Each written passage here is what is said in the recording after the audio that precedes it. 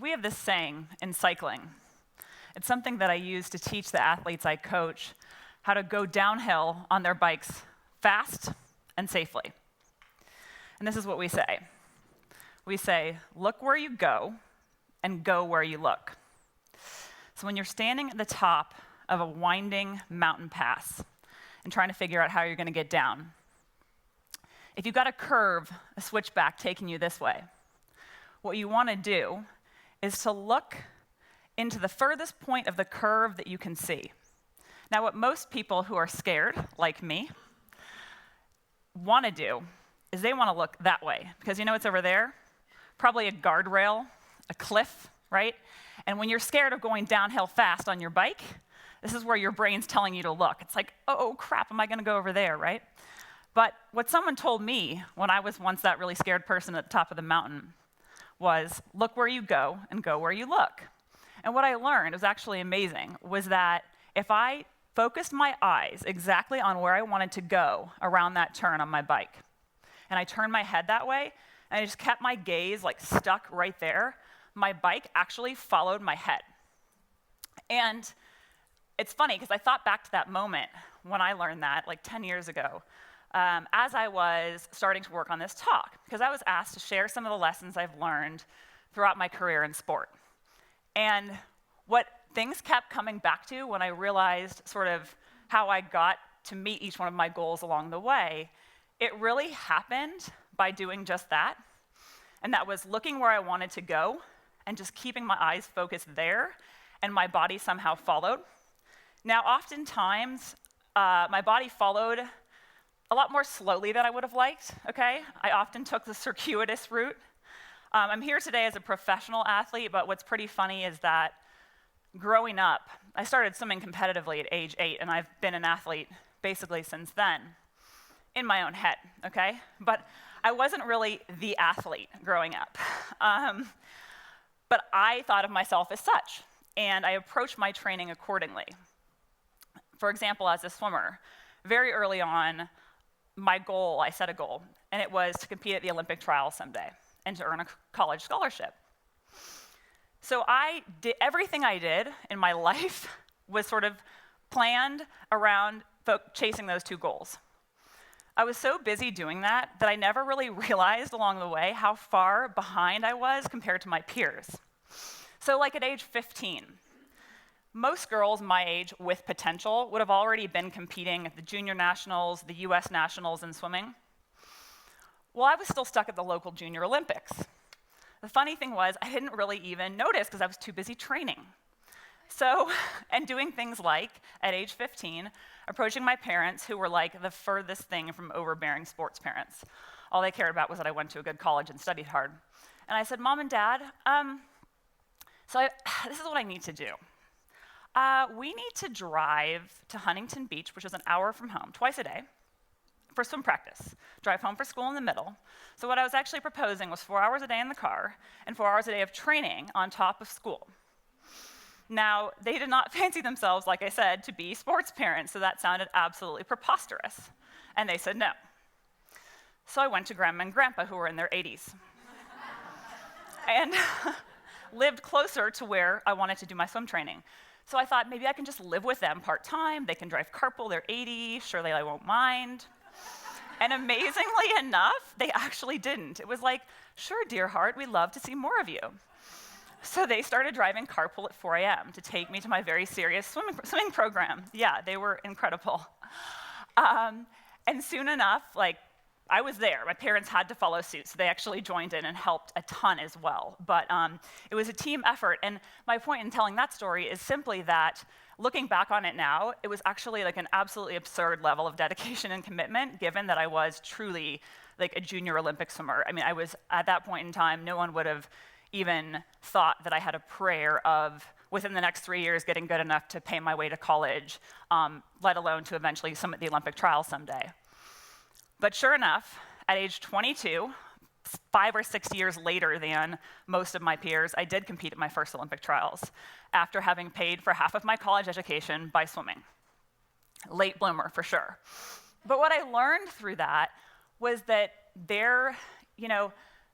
actually the person who works the hardest does win in the end if you're willing to keep showing up longer and again and again and again after everyone else gives up, okay?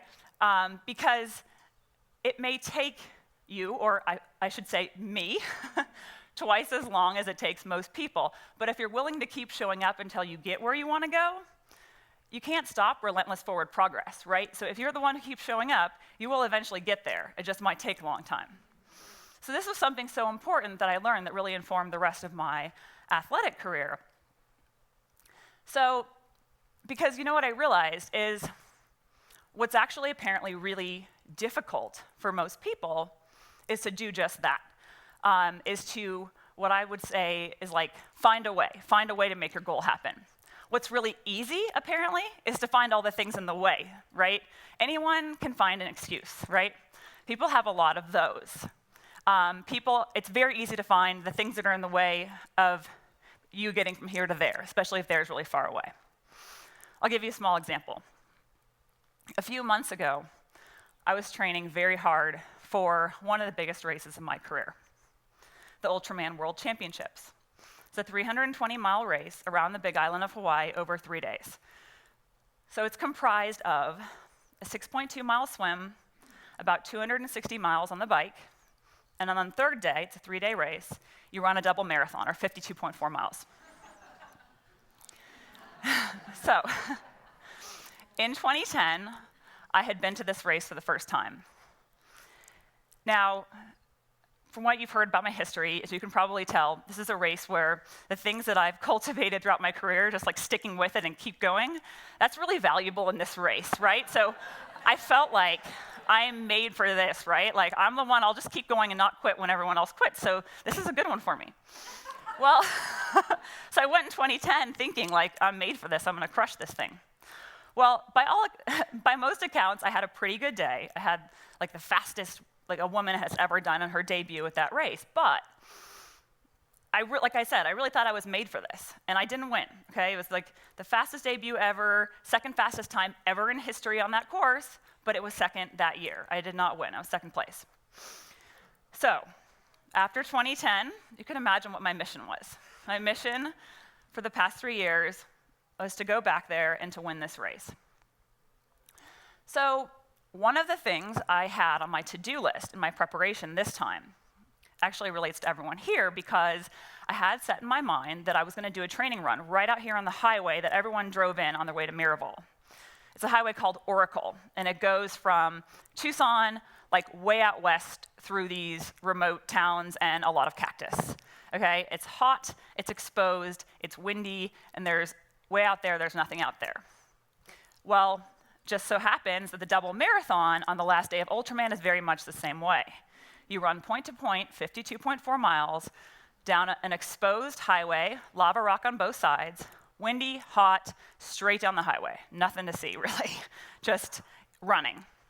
So I thought, this highway out here is the closest thing I have. I happen to live here in Tucson. This is the closest thing I have to replicate what I'm gonna have to do on that last day of the race. So I decided I need to do a 31-mile training run straight down this highway.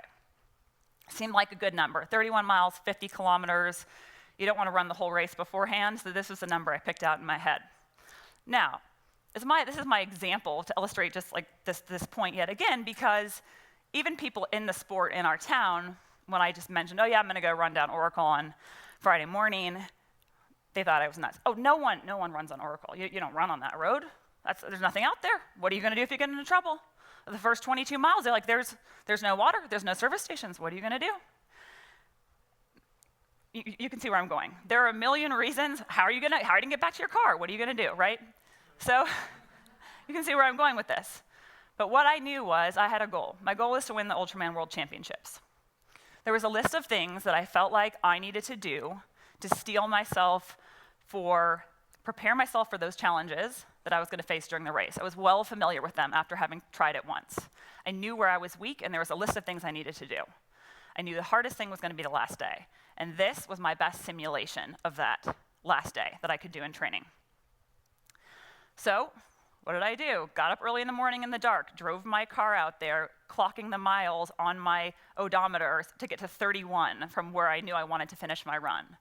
Put 3 liters of water on my back, lots of food, carried my phone. You know, there wasn't always a place to run on the side of the road. At some places, the shoulder disappeared, and no, there were no other runners out there. But there was always a little patch of dirt next to the cactus where I could run, in the worst case. And I made it happen. And what was, so I ticked off that workout. There was a couple other key things that I felt like I needed to do in those few months leading up to the race. Things like running the Grand Canyon, South Rim to the North Rim and back in one day, about 48 miles, 25,000 feet of climbing. I thought, you know what, if I can do that, it was like 14 hours on my feet. If I can do that, surely this has got to be harder than the last day of Ultraman, right? So check that box,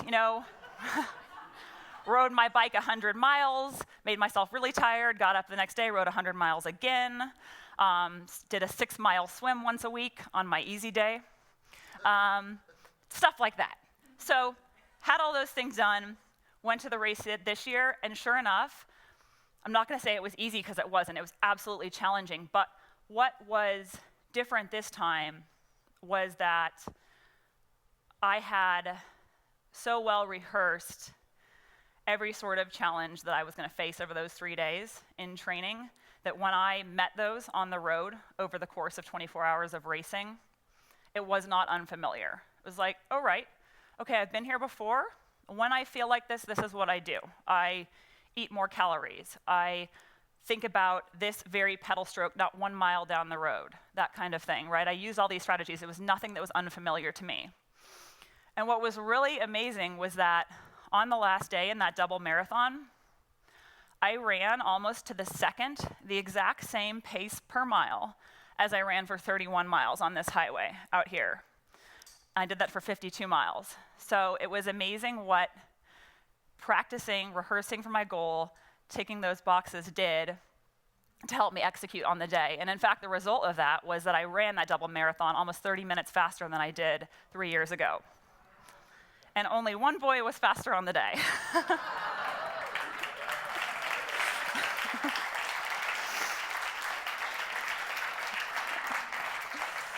In fact, I did exceed my goal. Not only did I earn my first Ultraman World Championship, but only 2 men were faster overall over the 3 days, and that was the closest a woman had ever been by almost 2 hours to the winning man. So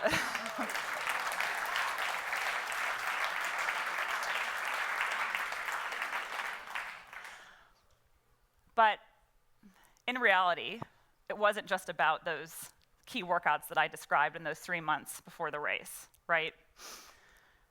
The deposits that I started putting in my bank of fitness, as I like to call it, actually started when I was 8 years old in swimming. And it was all of those 4 a.m. swim practices, the late night studying because I'd been training all day. It was the 31 Ironmans that I did before I won my first one in 2008. It was all of those. And it was the 32 more Ironmans that I did in the next 5 years before I won my next big race, which was Ultraman. It was all of those things, really, that created that moment, probably the biggest accomplishment in my career. So, again, I think what it really comes back to is simply to look where you want to go, keep showing up every day, keep showing up after everyone else has quit. If you do that, you'll be too busy to see everything that's in your way. You just keep your eyes focused where you want to go, and you'll go where you want to look.